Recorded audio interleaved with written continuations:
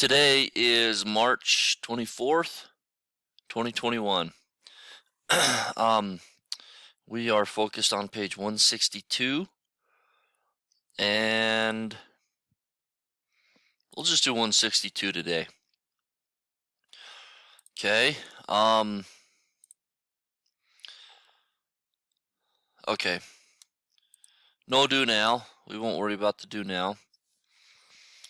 And so today, the purpose of today's lesson is to make sure that you guys can take two different writings, okay, two different stories, and then kind of compare them across one another. Okay, so we've got on page 162, okay, I believe these are called a Venn diagram, okay. It says right here at the top, a genre is a category of literature. Let me zoom in. You guys probably can't see that very well. A genre is a category of literature such as mysteries or adventure stories. The Lottery and The Hunger Games are both examples of a genre called dystopian literature. Thinking about ideas common to both stories can give you a better understanding of dystopian literature. Okay, so it says to use the Venn diagram to list ways that The Lottery and The Hunger Games are alike and different. Okay, so we've got The Lottery, we've got both, and we've got The Hunger Games. Okay, so the topic of the lottery, okay, they put in that a citizen is chosen by the lottery to be stoned by villagers. Let's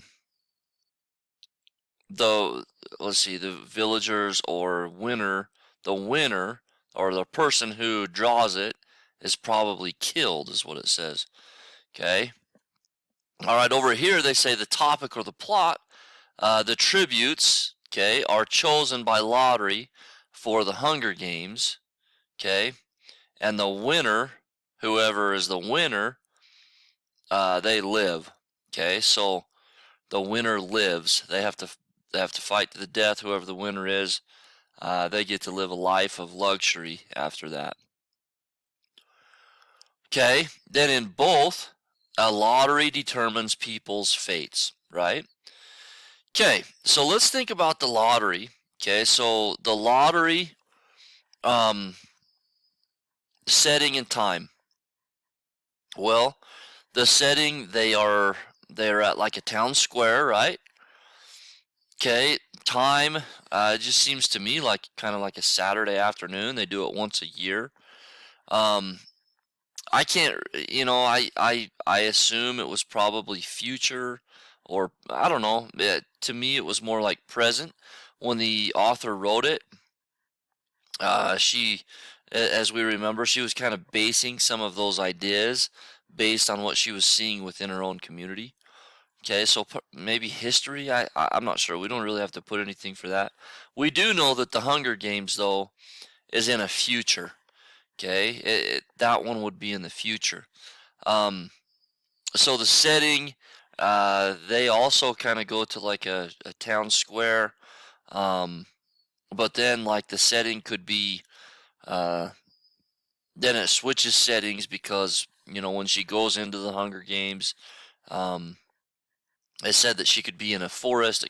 She could be uh, in a desert. She could be in a frozen tundra type thing. So it can kind of go anywhere. Okay, so setting for both, it doesn't really make sense. So we don't need to worry about putting anything right there. Okay. All right. So now here we got the characters. Um, okay. So in the lottery, we got the townspeople. We've got families, okay, things like that. Over here, the Hunger Games, we've got Katniss.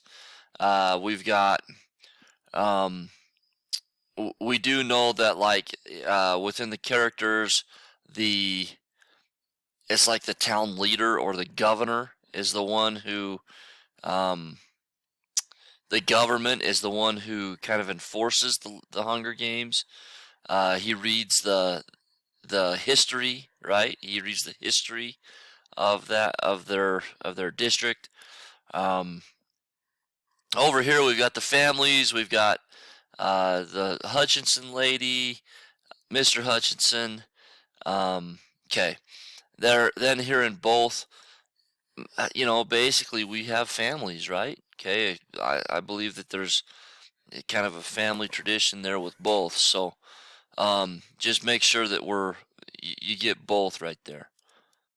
Okay, so now we're jumping down here to our theme, and our theme has, let's see, theme is basically both of them have a lottery, right? There's a lottery system. Um, uh, Both of them, basically, the lottery could kill them, right? Okay, so one thing that I think of is like,